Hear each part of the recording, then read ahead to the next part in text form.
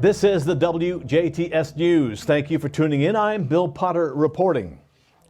A Jasper woman was arrested on burglary and battery charges Sunday afternoon. Jasper police were dispatched to Maple Grove Village for a physical domestic dispute involving a knife.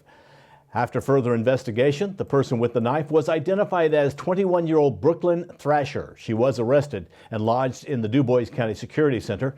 Thrasher was charged with burglary, a level 2 felony, battery with a deadly weapon, a level 5 felony, intimidation with a deadly weapon, a level 5 felony, criminal recklessness, a level 6 felony, and criminal mischief, a Class B misdemeanor. A Jasper man arrested on OWI charges late Sunday evening. Jasper police responded to the report of a verbal domestic disturbance on Wagner Street in Jasper.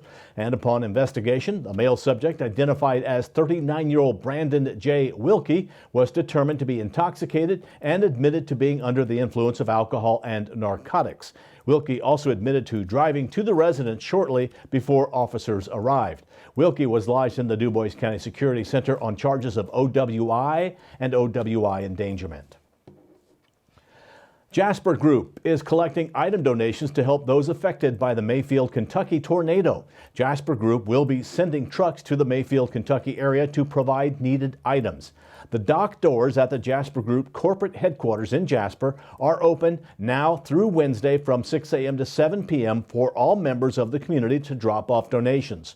Please go to the dock doors on the southwest side of the building. That's next to the Jasper High School football field, or 225 Clay Street in Jasper, where the dock will be staffed during the times mentioned to receive all items. To make distribution easier, like items will be loaded together on pallets, so please organize donations as such if possible.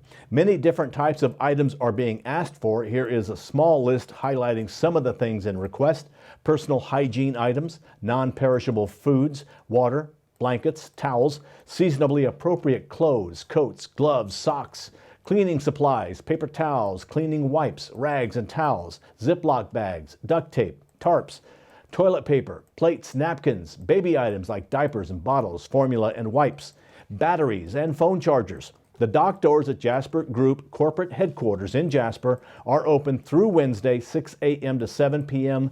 That is Eastern Time, for all members of the community to drop off donations. Jasper Engines and Transmissions has named Matt Weinzappel Executive VP of Manufacturing and Chief Operating Officer for the company. Weinzappel's duties will be to oversee all manufacturing divisions and support services, including sourcing, new product development, quality, parts stores and conveyance, production control, distribution, Indiana Tool and Die, maintenance, and logistics. Matt Weinzappel will also continue to lead the gas and diesel engine divisions. Weinzappel began his career at Jasper in May of 1994, working in branch auditing and accounting for 4 years. After that, Weinzappel spent 5 years as general manager of Jasper Engines and Transmissions Crawford County operations. Weinzappel later spent 3 years as general manager of gas and diesel engine operations for Jasper and Crawford facilities, 2 years as a member of the Jasper production system, and was diesel division manager for 3 years. The St. Meinrad Arch Abbey has received a grant of nearly $1 million from Lilly Endowment to improve the way priests, deacons, and lay ministers serve Hispanic and Latino youth and young adults. St. Meinrad will use the grant to establish an office for Hispanic and Latino ministry within St. Meinrad's new Center for Youth and Young Adult Evangelization. The grant is being funded through Lilly Endowment's Pathways for Tomorrow initiative. St. Meinrad is one of 84 theological schools that are receiving a total of more than $82 million in grants through a second phase of the Pathways initiative. Using the research findings, St. Meinrad will develop programs to form pastors, deacons, and laity to minister more effectively to these young people, relating to them in culturally appropriate and meaningful ways, with better understanding of the unique needs of Hispanic and Latino young people and how to address those needs. Ministers will be more successful in strengthening the faith lives of Hispanic, Latino young people and reinforcing their cultural ties to the Catholic faith.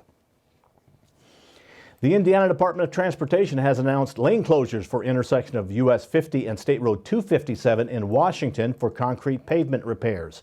Beginning today, contractors will close the westbound driving lane of US 50 at State Road 257 for this operation. The north side approach area from State Road 257 to US 50 and the inside turn lane on eastbound US 50 will also be affected by this closure. Eastbound driving and passing lanes will flow normally. This operation was rescheduled from November 8th. During the project, lane closures will be in place around the clock. Work is scheduled to last until the end of December, depending on weather conditions. Work to repair 5 boat ramps on the lakes of Hoosier National Forest is set to begin in mid-December, and water levels have been dropping in preparation for this work. The lakes affected include Indian, Salina, Tipsaw, and Saddle Lakes in Perry County, and Springs Valley Lake in Orange County. Ramp repairs are expected to be completed in January, but visitors should be aware that ramps will be closed while the work is being conducted, and they will not be functional until rainfall refills each lake. In addition to the ramp repairs, Indian Lake in Perry County, popular for fishing and boating, will remain drawn down through the winter to attempt to control invasive Eurasian water milfoil.